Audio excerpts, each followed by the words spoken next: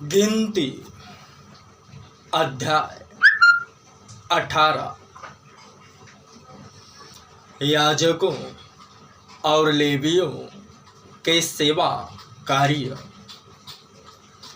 फिर यहोवा ने हारून से कहा, पवित्र स्थान के अधर्म का भार तुझ पर और तेरे पुत्रों और तेरे पिता के घराने पर होगा, और तुम्हारे याजक कर्म के अधर्म का भार भी तेरे पुत्रों पर होगा।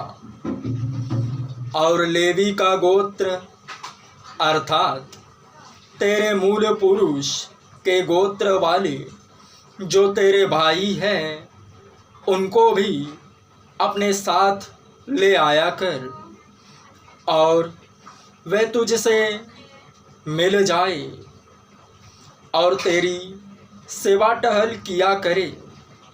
परंतु साक्षी पत्र के तंबू के सामने तू और तेरे पुत्र ही आया करे।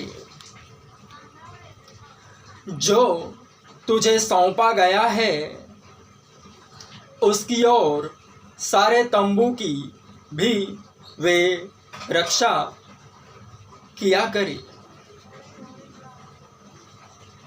परंतु पवित्र स्थान के पात्रों के और वेदी के समीप न आए, ऐसा न हो कि वे और तुम लोग भी मर जाओ। अतः वे तुझसे मिल जाए और मिलाप वाले तंबू की सारी सेवकाई की वस्तुओं की रक्षा किया करे। परंतु जो तेरे कुल का न हो वह तुम लोगों के समीप न आने पाए, और पवित्र स्थान और वेदी की रखवाली तुम ही किया करो, जिससे इज़राइलियों पर फिर कोप न भड़के।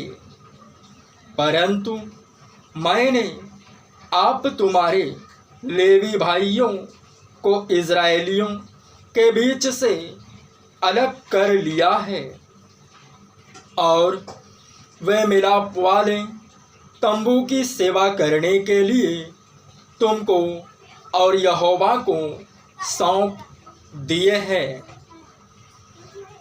पर वेदी की और बीच वाले पर्दे के भीतर की बातों की सेवा के लिए तू और तेरे पुत्र अपने याजक पद की रक्षा करना, और तुम ही सेवा किया करना, क्योंकि मैं तुम्हें याजक पद की सेवा दान करता हूँ। और जो तेरे कुल का न हो वह यदि समीप आए तो मार डाला जाए। याजकों का भाग। फिर यहोवा ने हारून से कहा, सुन, मैं आप तुझको उठाई हुई भेंटें सौंप देता हूँ, अर्थात इज़राइलियों की पवित्र की हुई वस्तुएं जितनी हो उन्हें मैं तेरा अभिषेक वाला भाग ठहराकर तुझे और तेरे पुत्रों को सदा का हक करके देता हूँ। जो परम पवित्र वस्तुएं आग में होम न की जाएंगी वे तेरी ही ठहरे, अर्थात इज़राइलियों के सब चढ़ावों में से उनके सब अन्न बलि, सब पाप बलि और सब दोष बलि जो वे मुझको दे, वह तेरे और तेरे पुत्रों के लिए परम पवित्र ठहरे। उनको परम पवित्र वस्तु जानकर खाया करना। उनको हर एक पुरुष खा सकता है, वे तेरे लिए पवित्र है। फिर ये वस्तुएं भी तेरी ठहरे, अर्थात जितनी भेंटें इज़राइली हिलाने के लिए दे, उनको मैं तुझे और तेरे बेटे बेटियों को सदा का हक करके देता हूँ। तेरे घराने में जितने शुद्ध हो वे उन्हें खा सकेंगे। फिर उत्तम से उत्तम ताज़ा तेल और उत्तम से उत्तम नया दाख मधु और गेहूँ अर्थात इनकी पहली उपज जो वे यहोवा को दे, वह मैं तुझको देता हूँ।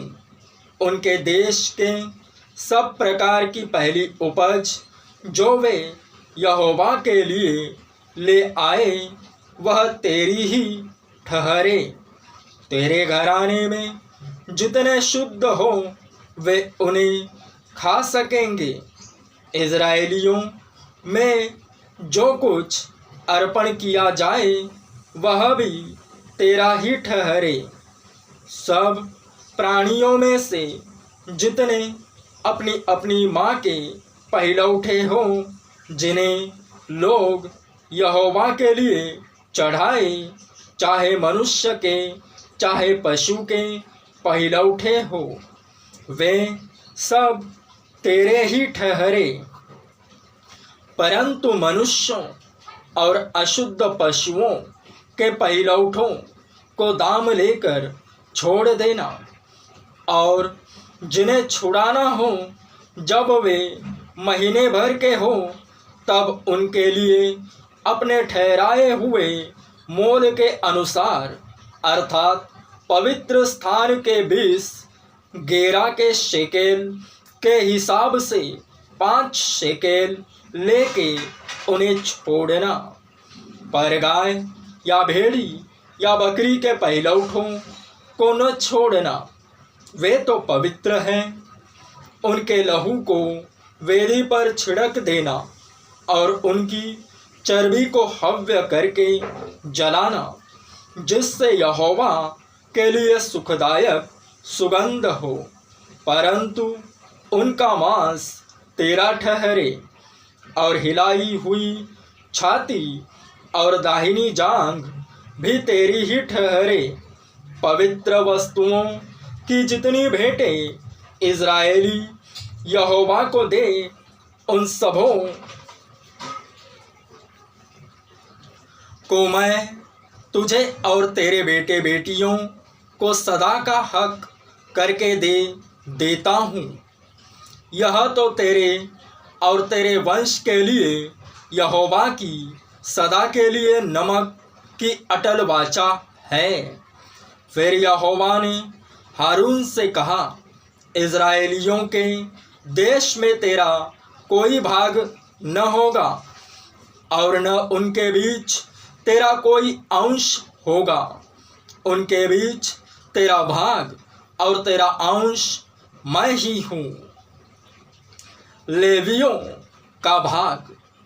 फिर मिलाप वाले तंबू की जो सेवा लेवी करते हैं, उसके बदले मैं उनको इज़राइलियों का सब दशमांश उनका निज भाग करके देता हूँ।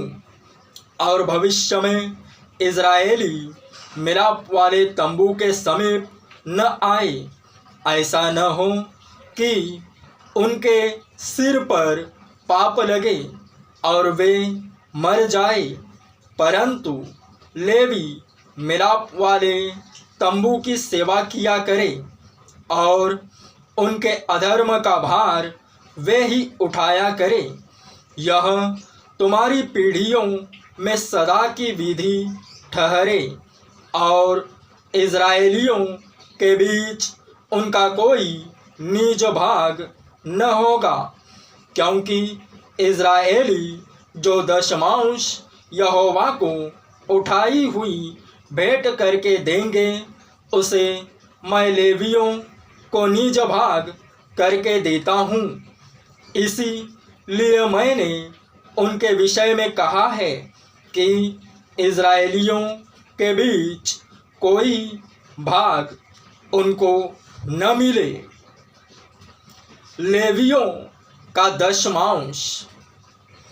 फिर यहोवा ने मूसा से कहा, तो लेवियों से कह कि जब जब तुम इज़राइलियों के हाथ से वह दशमांश लो जिसे यहोवा तुमको तुम्हारा निज भाग करके उनसे दिलाता है, तब तब उसमें से यहोवा के लिए एक उठाई हुई भेंट करके दशमांश का दशमांश देना। और तुम्हारी उठाई हुई भेंट तुम्हारे हित के लिए ऐसी गिनी जाएगी जैसा खलिहान में का अन्न या रसकुंड में का दाखरस गिना जाता है। इस रीति तुम भी अपने सब दशमांशों में से जो इज़राइलियों की ओर से पाओगे, यहोवा को एक उठाई हुई भेंट देना। और यहोवा की यह उठाई हुई भेंट हारून याजक को दिया करना। जितने दाम तुम पाओ उनमें से हर एक का उत्तम से उत्तम भाग जो पवित्र ठहरा है, उसे यहोवा के लिए उठाई हुई भेंट करके पूरी पूरी देना। इसलिए तू लेवियों से कह कि जब तुम उसमें का उत्तम से उत्तम भाग उठाकर दो, तब यह तुम्हारे लिए खलिहान में के अन्न और रसकुंड के रस के तुल्य गिना जाएगा। और उसको तुम अपने घरानों समेत सब स्थानों में खा सकते हो, क्योंकि मिलाप वाले तंबू की जो सेवा तुम करोगे उसका बदला यही ठहरा है।